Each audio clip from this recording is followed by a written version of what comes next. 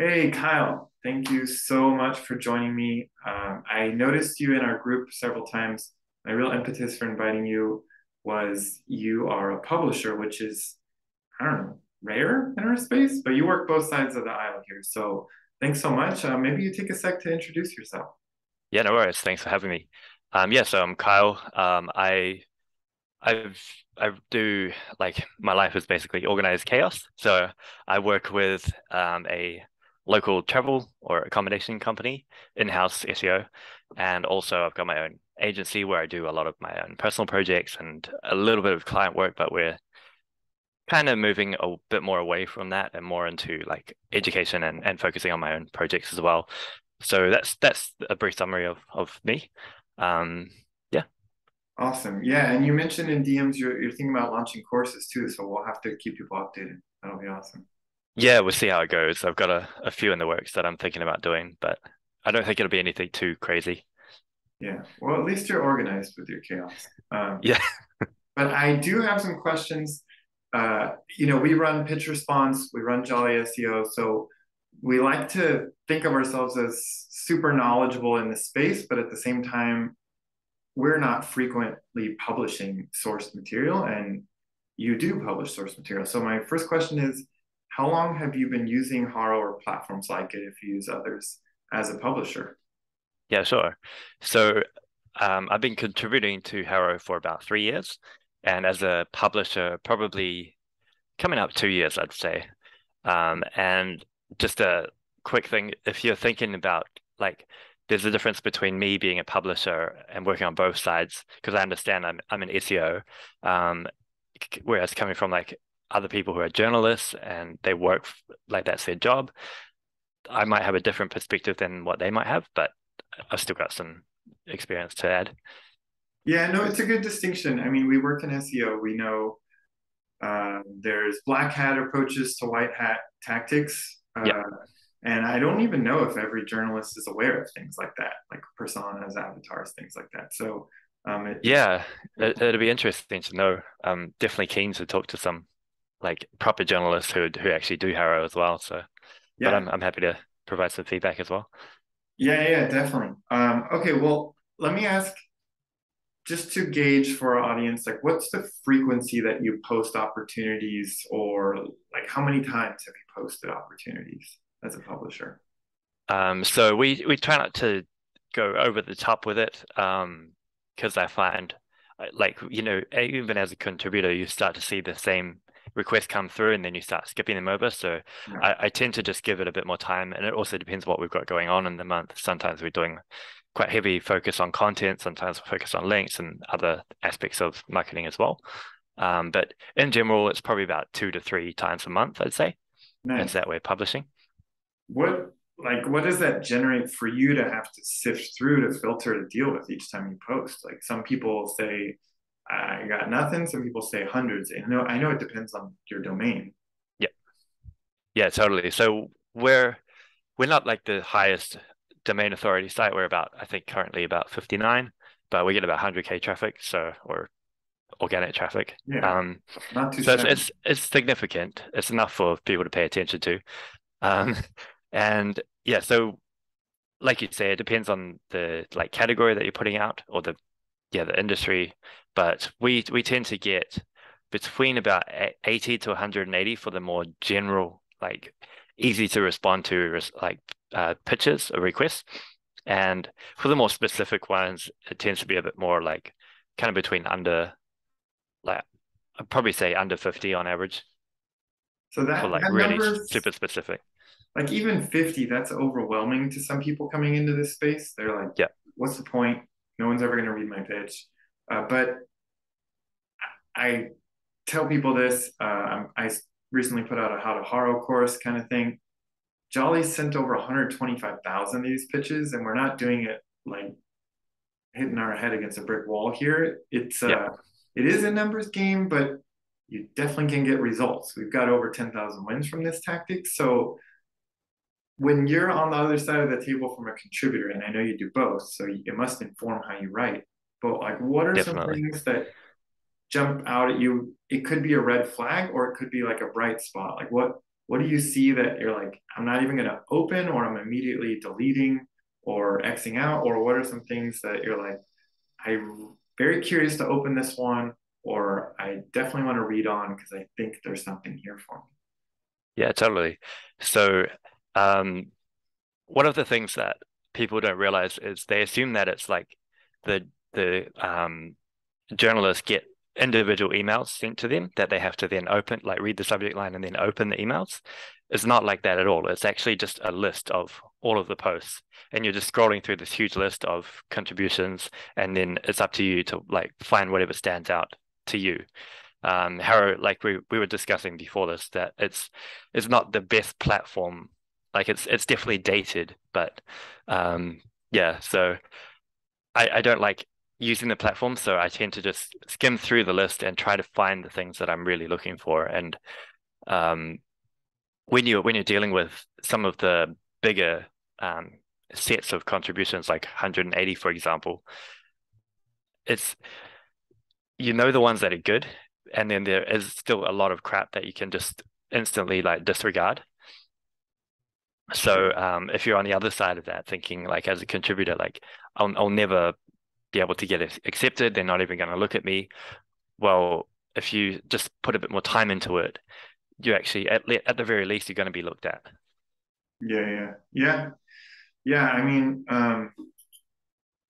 I'm just thinking like rolling into one of the questions I had for you.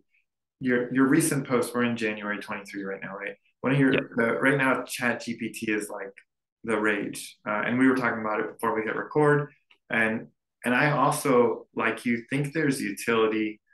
This is my own take in other areas, or I would say if you had some heavy editing afterwards, and I think maybe you expressed similarly. So like one, like what's your take on using it as a contributor? And two, what can a publisher do to protect themselves against like the deluge of chat GPT where people aren't even looking at what's created? They're just copy paste, send, copy paste, send, copy yeah, paste, send.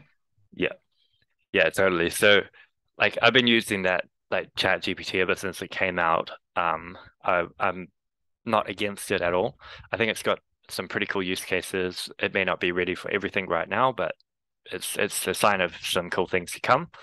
Um, but you can still use it as a tool to assist you, just like you would use Google to assist you or YouTube to assist you with topic ideas as well. Doesn't That's not to say you're going to just go to like the first result in Google, copy what they're going to say and rewrite that. It's the same thing, like everyone is going to be doing that, so they're going to still end up with the same responses. So you've got to have like use your own like mind basically. Like it's obvious, but use your own head and think about what they're asking of you, and how to formulate a response that provides value. Hmm. What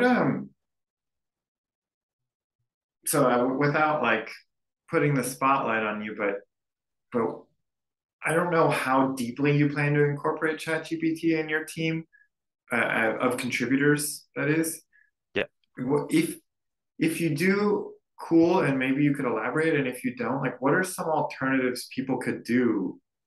Because I've seen a lot of people coming in. I personally maybe am responsible for inviting people into this space, and they tell me, "Yeah, it's really cool. I'm planning to use ChatGPT," and I'm like, "Oh, yeah, like no, I want to." So, like, what are some things people could do besides just using ChatGPT to generate their pitches? yeah.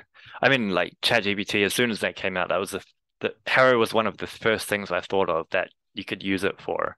So I knew that if I'm thinking about it, everyone else is going to be thinking about it too. So um, it's just going to take, I think, a bit of creativity around how to use the tool. It's still it's still new for everyone. Everyone's still learning it. There's no expert about it yet, but um, just I think if you can think outside of the box between like consider, would everyone be doing this, or is there something that's takes a bit more, maybe it takes a bit more effort to do, so that filters it so there's less likely to be hundreds of other people doing the same thing. Um, I also like to think about, because I know that you can force it to come up with responses in the form of an expert. So like you can just say like for example, I'm a medical doctor, or how would a medical doctor respond to this question, and it would give you that answer in that if you ask it some really good prompts. So I think you can use those as ideas, topic ideas, and then that helps inspire you to get answers that you might not have thought of, and then you can use those and add your own value or your own experience to elaborate on that or just make a better response. Yeah, that's fascinating. I mean, I can see its utility there, right? We're not all experts on everything. Yeah, I actually do believe that a pro writer could write for most industries. yeah, Obviously, you got to have some sense about where the gray areas are and where they're not gray, or where you should not write. yeah. But it could expand that a little bit for you, the possibilities. I could see that. Yeah, like even through my own testing and just trying it out, like I'll do it every now and then and just see what it comes back with. And it does come up with some points that I'm like, oh shit, I didn't actually think of that. That's quite a cool idea. And then that inspires you to go on and write something that like it might give you an idea around something that you know about but you didn't think of. And it's just that I use it as that type of like an assistant tool because I'm not on the spot. I don't know. If I'm not familiar with a topic, I'm not very creative around it. But yeah, so and I don't like writing personally, but I do a lot of it. So it's just I use it as a useful tool, not as like something that you can just directly input and rip out content to use. Yeah, well, I like your statement, like what would take more work that not everyone would do, and your comparison to Googling, right? There was a writer that we had on the Jolly team from the earliest days up until a year or two ago, and he came up with this method called the double Google. And he Yeah, was like, we already have a rule on the team, like you never use page one or two results. You always go to start at page three, which I know sounds silly for a lot of purposes, but for getting a unique angle can be helpful. yeah, And this writer went a step further. They would take their result, twist it a little, and re-Google so that they could try to get like an applied version of that. So it's a maybe that's like there's something to that what you're saying where you can finesse these tools to give you yeah. That's right. Yeah, and it's the same as like YouTube. I don't know that too many people really talk about it, but YouTube also has some pretty good answers that you can use for HARO. And so like I'm not a super quick reader, so sometimes I'll just go straight to YouTube and use some of those videos, and I'll just play them 2x just to get a rough idea around a concept that I'm not familiar with. And that might, again, it's the same concept, just using it as a tool for inspiration or ideas. And sometimes you can use it to like help you um, like summarize a topic. Like you might when I'm writing, I tend to just go on a bit too much, and then I'll just copy it into like something like that, and just be like, how can I make this better, or how can I summarize this? And then it just rewrites it easier. I then don't copy that answer directly, but it gives me a better idea around how I should be formulating that response. hey, that's a really cool tip. I'm going to go to the Jolly team with that YouTube research tip. I'm sure that some of them are already doing it, but Yeah. it never occurred to me. So thanks for that. Oh, cool. Yeah, Yeah. Yeah, I mean, that's, obviously you get a lot of like the affiliate bloggers who they put in their bias opinions and stuff just to make the sales and that. But I mean, that's Google. if you're in SEO, you know what that's about anyway. So um, yeah, but it's quite cool. I use that quite a bit for topics I'm not familiar with until Mhm. ChatGPT came out. Yeah, yeah, yeah. There you go. Well, cool. Since I mean, you taught me some new things here. I'm just curious, but as we wrap up, is there anything else you'd like to mention that I didn't think to ask you about?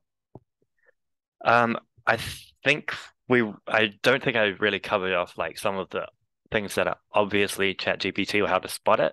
Mm. So I mean, if you are like just outright copy pasting and ripping from ChatGPT, like like I said before, when you get the contributions, like you get 180 of them in a list, it's pretty obvious to see like who's using the first results from Google, who's maybe using ChatGPT, like there's patterns in that you can easily spot. Yes. Um, and I think for as a journalist or a reporter who's trying to filter out those, it's going to be a bit more, I think, like even me personally, I'm getting a bit more picky with the responses that I'm choosing. So if I suspect that it's been generated by something like ChatGPT, I'll skip over it even if I think the answer's good. So I think that you're just going to have to think about it like um, kind of like what Google puts out with their guidelines, like their EEAT thing that they've put out. They want to see expertise and just basically value and experience. So when you're putting your responses out, make sure that you can show that it comes from like real experience or it's authentic. That's what I tend to look for in a response, along with it just being something that fits into what I'm looking for as well. Yeah, yeah. And what Kyle's talking about is like part of my day today was looking through about 30,000 pitches from last year that we sent. And you can see when someone's first sentence is, I have, let's just make up a number, 7 years of experience leading an e-commerce brand, et cetera. Yeah, Or if it's just a very generic thing, right? And luckily you can verify that stuff, but you're not going to see 78 of them say I have 7 years because that's a very specific number, yeah, or your role is specific, or the website or company is specific, but you will see a ton in a row that say, I have a lot of experience in, or like you use part of the opportunity, and let's say it's on time management. Time management is difficult because kind of thing. So yeah, yeah, it's not hard to spot. Like if you look at these over and over, like many, and I know Kyle, you do a handful a month now. Some people do less, some people do more, but yeah, no matter how many you do, you get trained in whatever we do. And yeah. that I really appreciate you coming on today. The real last question is there anything you'd like to share with people who have watched this far? Anything about yourself or like a link to your site that I can add? I'd love to have people be able to find you better because I learned something new. Yeah, sure. I don't currently publish a lot of content at the moment, but that may change. If you want to find me, just I'm quite active on Facebook and sometimes LinkedIn when I feel like it. I'm pretty easy to find. My two main websites that are shockingly out of date are hyperweb.co.nz and I've just started up seotraining.co.nz as well, but there's not really a lot of content on there at the moment. Yeah, no, I'm excited for the launch of SEO training. That's going to be neat. Thank you again. This is great. Yeah, no worries. Happy to help out. And any other questions, if anyone's wants to know anything extra, just reach out. I'm happy to help out where I can. Definitely. Awesome.